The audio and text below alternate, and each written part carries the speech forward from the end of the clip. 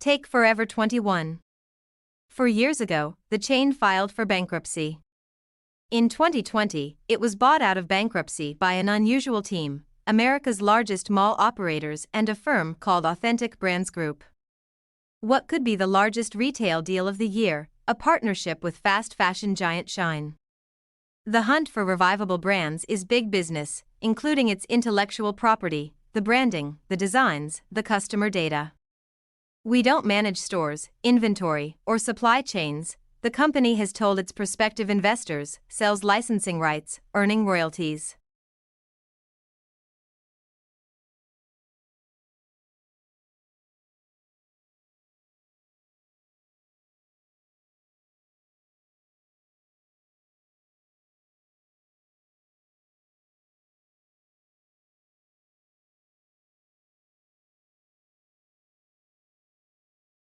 A number of other authors published acclaimed novels in this mode. They portrayed the often maddening effort to locate meaning amid the ephemera of mass culture and ever-accelerating technological change. They often incorporated elements from such genres as detective novels, science fiction, and superhero comics. They reaped praise from the press for their ambitious attempts to depict the way we live now, which, when you consider that the news media has much the same remit, isn't surprising. And they were mostly, though certainly not entirely, written by white men.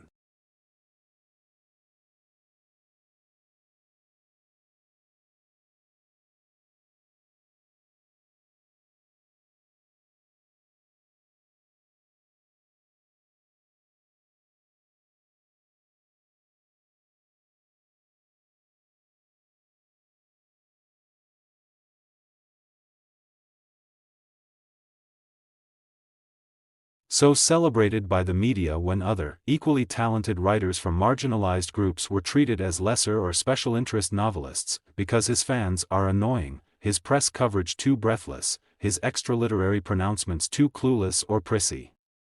Their own books deployed by their publicists and the press. The media in particular has long been obsessed with the notion of the great American novel, a work that ostensibly captures the spirit of the country. An effective way of getting the increasingly distractible public to pay attention to it.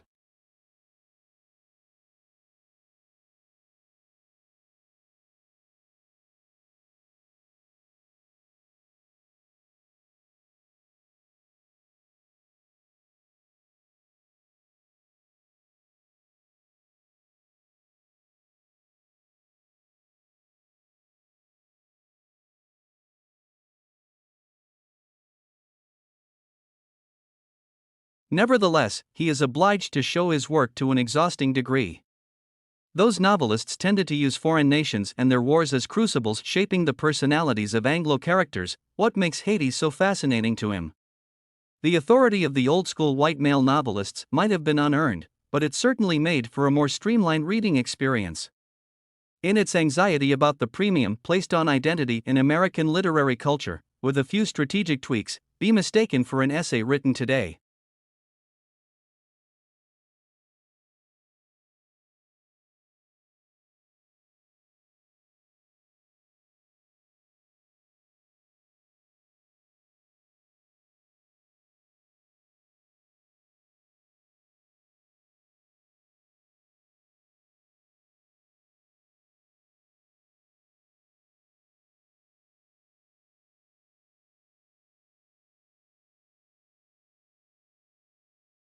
Just 3 years later, the islands received a fax with an unlikely business proposal that would change everything.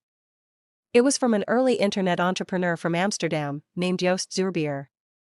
He wanted to manage Tokelau's country code top-level domain. Users could register a free domain name for a year, in exchange for having advertisements hosted on their websites. They have been spammers, phishers, and cybercriminals, but reputations have an outsize effect for tiny island nations, a group tasked with maintaining the global internet.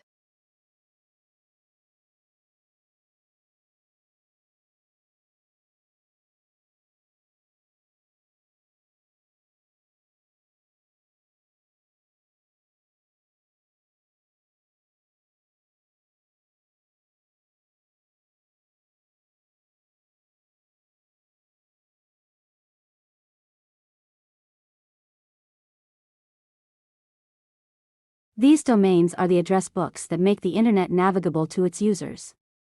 While you can create a website without registering a domain name for it, it would be like building a house without an easily findable postal address and manage or build the local infrastructure. He provided all the equipment, got all the 3 atolls connected up.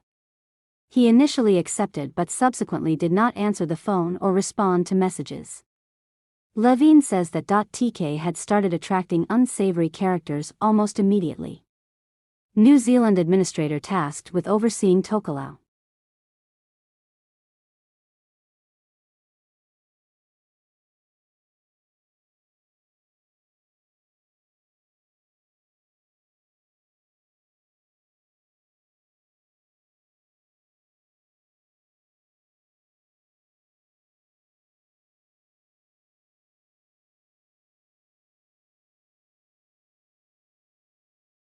That's a small minority, but it represents a real, ongoing divide among Democrats. The emergence of a real special relationship there, where the United States gives Israel quite generous support and to a large extent gives it unconditionally. Proponents have argued it's strategically important to have a strong Democratic ally in the Middle East, the Obama administration, and with the Republican Party. That view by no means represents progressives as a whole. But when it comes to why an ideological split exists, left does not accurately or adequately understand the issues.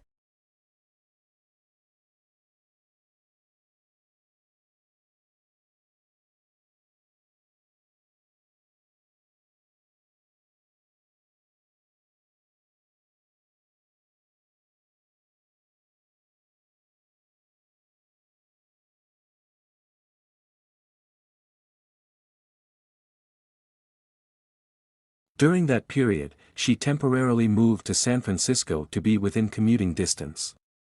In elementary school, she was painfully shy to the point where a teacher called her mom expressing concern. After a concerted effort to become more outgoing, Fong was eventually voted. The company declared bankruptcy the next month. She started posting about her Celsius misadventures on YouTube. She later posted the leaked audio recording and transcript on her Substack. Who had money trapped in the company absolutely had a right to transparency.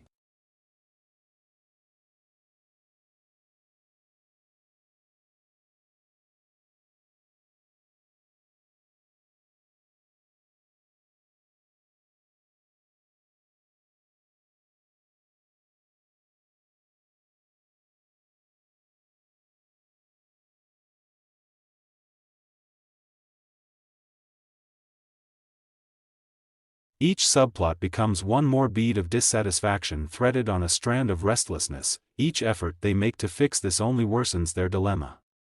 The history of a troubled marriage to critique assorted aspects of contemporary society, from social media to environmental, the country's first democratically elected president.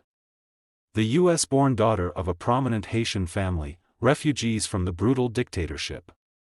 Misha applies an assortment of post-structural and post-colonial theories to the increasingly violent and chaotic situation in her homeland.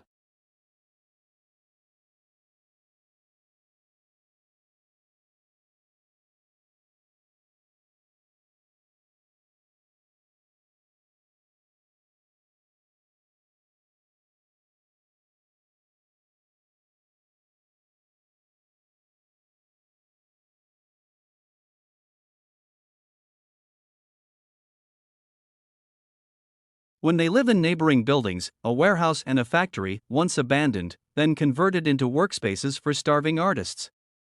A photographer documents his building's transformation from shooting gallery to hipster haven. Jack takes up a data-driven fitness regimen involving a wearable device that tracks his blood oxygenation level, sweat pH, skin plasticity, hydration, lactic acid levels, diabetes risk, UV exposure, even his current mood. Image of a minimalist kitchen that Jack thinks looks designed more for reflection and meditation than actual food prep.